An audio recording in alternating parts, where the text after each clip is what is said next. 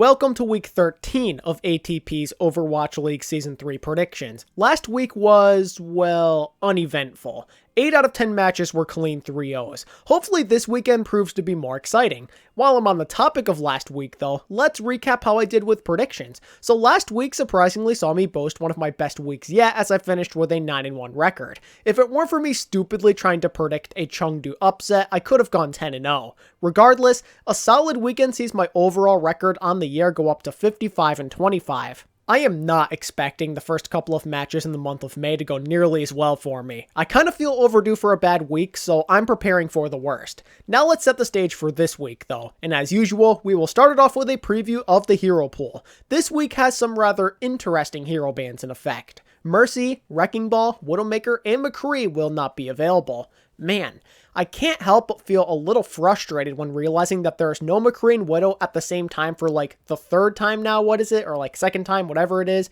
but it's just really sad. Widow in particular has barely even seen playtime anyway lately, so it kind of feels like a waste. The Mercy and Ball bans don't really have a big impact either. No Mercy means there's little chance anybody runs Pharah, and only a select handful of teams were running her or Ball anyway. But what does this mean for the meta? Well, I have no clue. I'm at the point where I just don't know anymore. I suppose Reinhardt, Orisa, D.Va, and Sigma will be the tanks you see most of the time, with the DPS and supports being a bit more up in the air.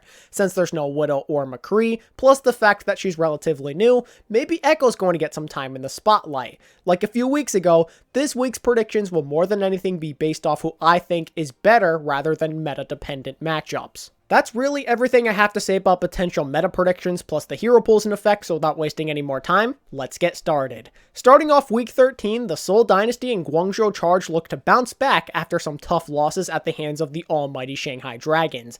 I know I resort to this a lot, but Guangzhou don't match up terribly with Seoul from a skill perspective, but unfortunately they are still at a disadvantage matchup-wise. Krong has been carrying that tank line as of late, and you need a solid performance out of both of your tanks if you want to get the better of Seoul. If Guangzhou can get Marvel to play D.Va again, then maybe they'll have a shot, but that's a big if. In my honest opinion, the Dynasty will look at that issue from last week and adjust by going back to their bread and butter with double shield Sigma comms. There's also the fact that Guangzhou have to worry about playing effectively at support without Neptuno. His visa expired if you didn't know, so he's back in Spain for the time being. That puts Chara in a situation where he now has to be the leader once again that he used to be on this roster. He lost his starting job to Neptuno, so there's a chance it takes some time for him to regain that confidence he once had. If my hunch on that is correct, then Toby is going to have the upper hand in this individual player matchup. Although both teams are coming from a similar place, I feel there is only one logical outcome here. My pick is a 3-1 Seoul Dynasty victory.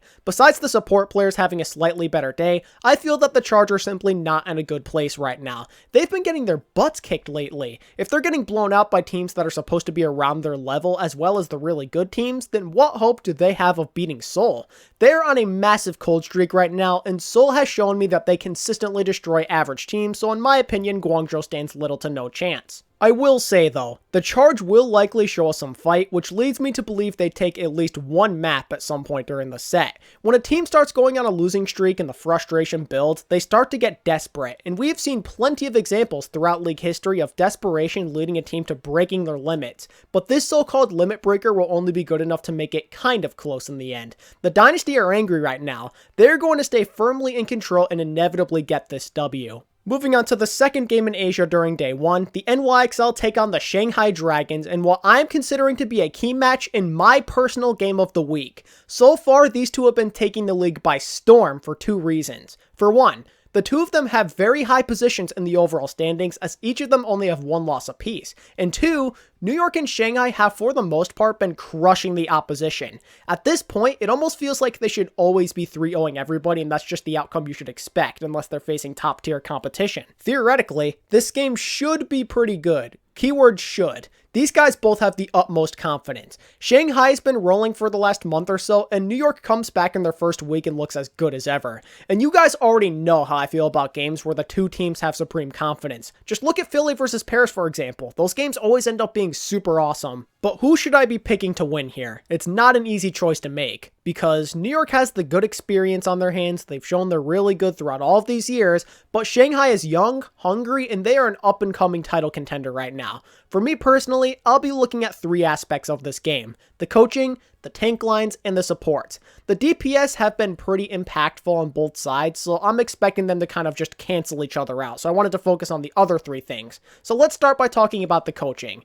New York has been using a totally different style this year, and the more time that passes by, the better they look with it. However, Coach Moon has been looking like his old self again. It feels like Season 1 Coach Moon is back. The way he uses the talent provided to him is perfect, and it goes without saying that we've seen what he can do against the NYXL in the past. Now, it's true the team has changed a lot since then, but many of the old players still do remain. Back when he coached the Valiant, the Moon-led Valiant squad took down the NYXL twice during Season 1, and they took them to a map 5 in Season 2 where they went 0-7. He knows his enemies very well. He recognizes their tendencies, and he knows how to make them tick. If he can drill this knowledge into his players fast enough and he cooks up a really good game plan, then I think New York could be kept on their toes. The coaching battle is going to be very crucial. Now, when discussing the two tank lines, it goes without saying that the NYXL and Shanghai tanks have been some of the best in the league so far. Mono and Hoppa have been, as expected, really good. Meanwhile, Stand 1 and Fearless have been holding their weight too against league veterans, while Void has looked like arguably the most dominant off tank in the league. If Stand 1 or Fearless play the way we've seen in previous weeks and Void maintains that hard carry pace, then the Shanghai tanks honestly stand a really good chance of matching the ones on New York.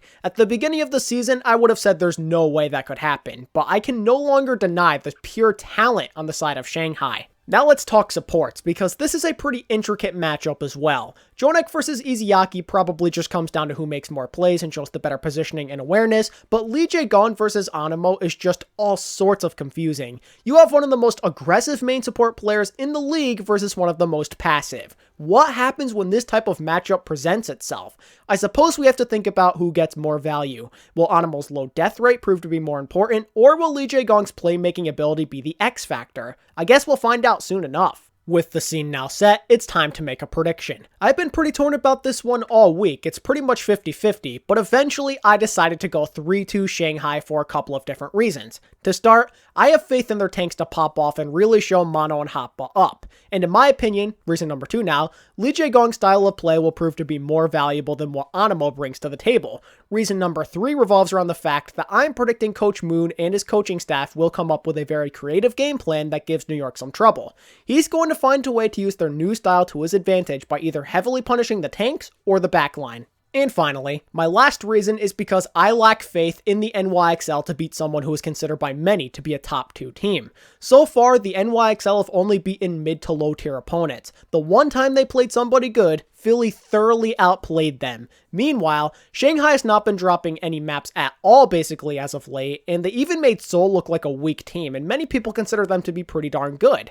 Shanghai have accomplished slightly better feats in my opinion, so I give them the slight edge. No matter what the outcome though, I'm just hoping for a good game to help make up for the disaster that was week 12. Anyway, now moving on to a less exciting game, we have the Dallas Fuel versus the Washington Justice. Just a few weeks ago, these guys played, and the result was not pretty if you're the Justice. Washington has been crushed week after week, and have not won a game in quite some time. And if I'm going to be honest, I'm not sure if we can expect that to change anytime soon. Even with a meta that comes around that favors them, they really just look lost for some reason. Let's call it how it is. Corey hasn't been that same superstar we saw on Stage 4. His DPS partners have only showed up sometimes to pick up the slack, Roar's been struggling on tank, and the supports have been pretty average. Meanwhile, the Fuel have been winning games and making their losses competitive. They've had some close calls as of late, but one thing is for certain. At this moment in time, they are better than the Justice. I learned my lesson after last time. Even if the meta is one that plays up to the strengths of Washington, the Fuel are likely still going to be better. Their tanks and DPS are superior, and there's no debating it right now. You could also argue that Closer has been doing slightly better than Arc this season. I got Dallas taking this 3-0. As much as I'd love to see the Justice get back on track, this is not the game for it. I also just don't trust them to win in general right now because of their poor team performances, and on a game-to-game basis, they've been getting destroyed. And with Dallas beating these guys down so bad the last time, what reason do I have to believe this time would be any different? Dallas wins convincingly while making slow and steady progress in the overall standings. Next up, the LA Valiant play the Atlanta Reign. So the Reign yet again had to witness another heartbreaking loss to the Fusion last week, which once again proves they are just not top tier yet. Lucky for them though, this week provides a much easier challenge for them. The Valiant are nowhere near Philly's level and are on a mean losing streak to add on to that. It's worth mentioning too that Atlanta has easily defeated every mid to low tier opponent they've played so far. In fact, it's been a 3-0 every single time, and since the Valiant fall under that mediocre at best team category, this one should come with relative ease if you're Atlanta. There's not much to say about this one since the outcome seems pretty clear, so I'm going to say the Reign take it 3-0. This game is extremely Atlanta favored, and the Valiant aren't getting any better right now. Besides hitscan and maybe flex support depending on how you feel about Lastro, the Reign are noticeably better everywhere else. Their tank line is superior, they have one of the best flex DPS players in the world, and there's no guarantee that somebody like Edison or Babybay would get outplayed by KSP even if he puts on one of his typical hard carry performances. Not much of an explanation needed, this one's pretty easy. Moving on to the final Saturday matchup, we have the Houston Outlaws taking on the San Francisco Shock. This is honestly kind of important. I know it may not seem that way, but the Shock are probably really looking forward to this matchup. After months, and I mean months and months and months of waiting, it's finally their time to seek revenge for that upset that happened back in Stage 3 of Season 2. It was one of those games where people started to call the Shock out for not knowing how to deal with Sombra, so you already know the Shock want to get some payback for that. The haters would not let go of that for so long, and I can't even imagine how annoying that was to listen to. And now it's time to take out that pent-up frustration and return the pain they suffered tenfold. I'm sure the Shock want to try and forget about Sinatra retiring as well, and a good win here would surely help lift their spirits. It sounds silly, but there is significance to this game for those reasons. But overall, those are the only reasons to get super excited about this. The Shock are leagues ahead of Houston in my opinion. Sure, the Outlaws almost just beat Dallas, who in turn almost beat the Shock, but the Shock are starting to look more like their dominant selves again with some pretty easy victories as of late besides that Dallas game.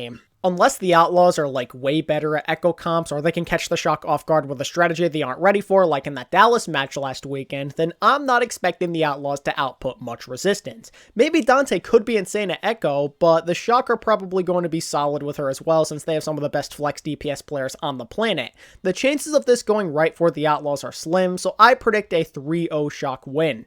My prediction is that Rascal or maybe Architect has a field day and the rest of the team cleans up what's left in a feel-good victory for the boys in black and orange. Now it's time for day 2. To start, the Seoul Dynasty play the Hangzhou Spark for the second week in a row. As we all know, that previous meeting was very one-sided. Fitz had a great day and the rest of the Spark were at his mercy. If I'm going to be honest, my thoughts on the Dynasty with the Charge are the same with the Spark basically. The Dynasty have already showed me that they can confidently take on those inconsistent mid-table teams. And if they literally beat the same team last week in very convincing fashion, then it's pretty difficult to not assume the same thing won't happen again. With Orisa back in play, this enables the Seoul tanks to have a bigger advantage since they can now have quite a few double main tank character combinations at their hands. And if she's played, I have so much more trust in Prophet to be a good echo player than anybody on the Spark. That in itself could hold a massive disadvantage that is quite difficult for the Spark to overcome.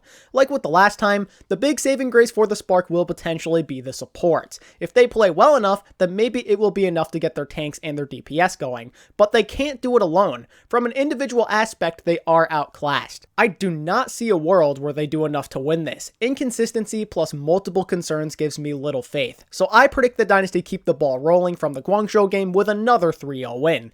The Spark would have to have a very solid and above average performance with the meta really playing to everybody's strengths more than that of the Dynasties, which just seems unlikely to me. Moving on to yet another game that we just saw last week, we've got the Chengdu Hunters taking on the New York Excelsior. I learned my lesson after last week. I'm not falling into the same trap. I am not meant to predict a Chengdu upset. They're always going to happen when I'm not expecting it. And I mean, after how strong New York looked against them and Guangzhou last week, it would be crazy of me to ignore the fact that they are way better. They are not living in the past anymore. They have Chengdu style figured out. New York should be better at anything that isn't a wrecking ball comp, but with ball banned, that's obviously not an issue. Another thing to note is that I'm not a big fan of the Hunters changing up their lineup so often these last couple of weeks. Going between Among and 18 and consistently shuffling up the support line is too weird for my liking. In my opinion, the Hunters have been at their best this year so far when Among is in the game alongside Molly and Yveltal. That lineup has generated the little success they have found in Season 3. They started making these changes recently though, and the amount of maps they are taking off their opponents has noticeably decreased. If the Hunters do this again like I'm expecting them to, then they would be lucky to even take a map. So in terms of the final outcome, that means I've got the NYXL taking this 3-0. Since the Hunters are kind of all over the place right now, my best bet is to go with the consistent team, which is New York. It's almost impossible to predict when or how the Hunters will get back on track, so saying they'd win or even make this a close series is too risky. Next up on the schedule is my other key match of the week when we get part 3 of the Paris versus Philly rivalry. We currently sit at 1 win apiece for each of these teams, where both games have gone down to the wire in a map 5. Will fate have us follow the same path this time as well? In my opinion, the answer is unfortunately no, and I say that for a few different reasons. In my opinion, these two know each other way too well at this point. There's so much gameplay to study to ensure your players don't make the same mistakes. Plus, you start to easily recognize the tendencies of your opponents, so I believe someone is going to win in more convincing fashion this time around. But it's not just because of this that I feel this way. It was a pretty off day for Paris last week, and we can't ignore the fact that they got rolled by Florida. Besides Numbani, a lot of that game was fairly lopsided, and I have concerns that this negative momentum might carry over. Not having Xe as a primary playmaker will always hurt too, and he is a much better match for Carpe than Soon. No disrespect to Soon, I love the guy, and he has proven he can hang in there with Carpe, but just not to the same extent as Xe in my opinion. Paris is in a tough spot, so I believe Philly will win this series 3-1. However, it does not mean this game isn't winnable for Paris. They are a solid team, we know this. You gotta watch out for Nosemite or Ben Best depending on who plays, plus Gray. These two positions in particular need to come out swinging for Paris. I personally prefer Sato over Nosemite or Ben Best right now, so look for one of those two to have a big day to increase the chances of Paris winning. The same goes for Gray. Like I told you guys in their previous meeting, Alarm outclasses Gray. You saw the end result. The man literally won player of the match. So this time around, Gray has to make sure he can play up to that level, and the rest of Paris need to do their part by shutting down Alarm. Transitioning over to the rematch nobody wanted, unless you're a Florida fan that is, we have the Mayhem playing the Boston Uprising for the second week in a row. Boston needs more than a week to improve. That much is obvious. In fact, they need the rest of this year, and I think they really just need to sign some new players. That goes without saying. The Uprising are an absolute mess right now, and somehow they reached a new low in that Florida game last week when they helped set the new record for fastest time to lose a series. It only took the Mayhem 24 minutes and 9 seconds of in-game time to defeat them. Do I even need to comment on how sad that is? Somehow the Uprising are getting worse, and I didn't even think that was possible. It almost feels like a waste to talk about this. I'm picking the Mayhem to once again crush Boston 3-0 without much of a problem. A similar outcome might be unfolding here. I don't know if we'll see a new record get shattered again or anything, but I do think there's a good chance Karayan has another solid performance. As we saw previously, he outclasses Fusions in pretty much every way. Along with his individual skill, his supporting cast is far better. Between the healers doing a better job of keeping him up, plus his teammates, and more consistent play from the DPS, there's nothing stopping the Karayan or Gargoyle takeover from beginning once again. And last but not least, we end week 13 with the Toronto Defiant versus the LA Gladiators. This is probably the easiest game the Gladiators have had on their schedule all year so far. Toronto's greatest feat this year comes against a week 1 Paris squad that was likely suffering from stage nerves. Their other victories are arguably from the two bottom teams in the league, aka Boston and Washington. The Gladiators are kind of out of their league. Unless Toronto pulls off some crazy strats, then this is going to be a tough one to watch if you're a fan of Toronto. The one hope might be Echo, but even that might be a stretch. Some of your best metas also happen to be really good for your opponents, and that's really bad considering the fact that you are outclassed in pretty much every place. The Glads have better coaching, the better tanks, the better overall support line, and a more consistent DPS duo. Surefour and Kariv are like the only people who I trust to hold their own. Speaking of Surefour, he might be playing a pivotal role for Toronto if they want to stand any kind of chance. This man has been playing a ton of Echo on his stream, and I've liked what I've seen. He can be a true difference maker potentially, and that might help Toronto make this a series. But that's a big if, and there's a chance that won't even be enough. The Gladiators are the safe and logical pick here, so I predict they win 3-1. Even if Surefour carries, I suspect that the Gladiators will simply just have a stronger overall team performance that makes what Surefour is doing look nothing more like a Valiant effort. Unless guys like Beast, Kelix, and Agilities play out of their minds, it's going to be a breeze for OG, Big Goose, and Mirror. Well, that concludes my predictions for Week 13. Now I turn things over to you. What are your predictions for this week? Let me know down in the comments section. If you enjoyed this content and you'd like to see more, then be sure to like and subscribe. If you're interested in supporting me beyond my content alone, then consider following me on Twitter at ATP Overwatch, joining my Discord server through the link in the description, or purchasing a channel membership for some exclusive perks, and it helps me out a ton financially. And as always, thanks so much for watching today's video. I really do appreciate it, and until next time, this is ATP, signing out. Peace.